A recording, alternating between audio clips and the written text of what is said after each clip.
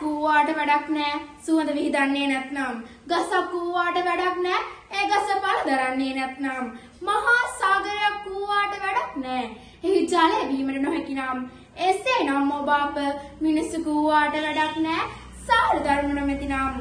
සාර ධර්ම යනුවෙන් කෙටියෙන් නිර්වචනය කරොත් අප තුළ ඇති කරගත යුතු හොඳ ගුණ ධර්ම කියලා අපිට කියන්න පුළුවන්. ඉතින් සහෝදරවරුනි මොනවද මේ සාර ධර්ම කියන්නේ? වැඩිහිටියන්ට ගරු කිරීම, ගුරුවරුන්ට කීකරු වීම, සතුන්ට ආදරය කරුණාව දැක්වීම, අසරණයන්ට පිහිටවීම, පොත් දේපල ආරක්ෂා කිරීම වගේ දේවල් මේකට ගන්න පුළුවන්. නමුත් සහෝදරවරුනි කනගාටුවට කරන වන්නේ නූගත් මිනිසුන්ගේ නොමනා ක්‍රියාකලාප නිසා මේ සාර ධර්ම දින දින පිරීම සියසින් දැකීම ලැබීමයි.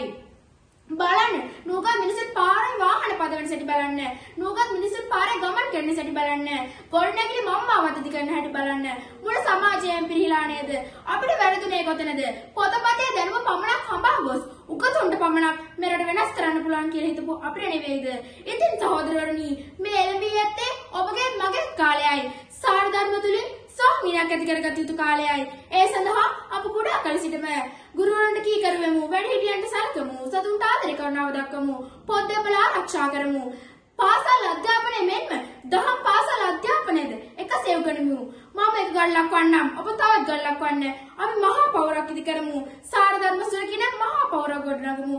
කාලය රසයේදී මේ නිමේෂයේ අවසන් කරන්නම් මම මෙසේ.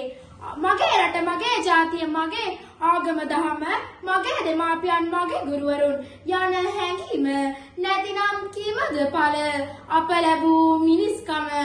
ස්තුතියි.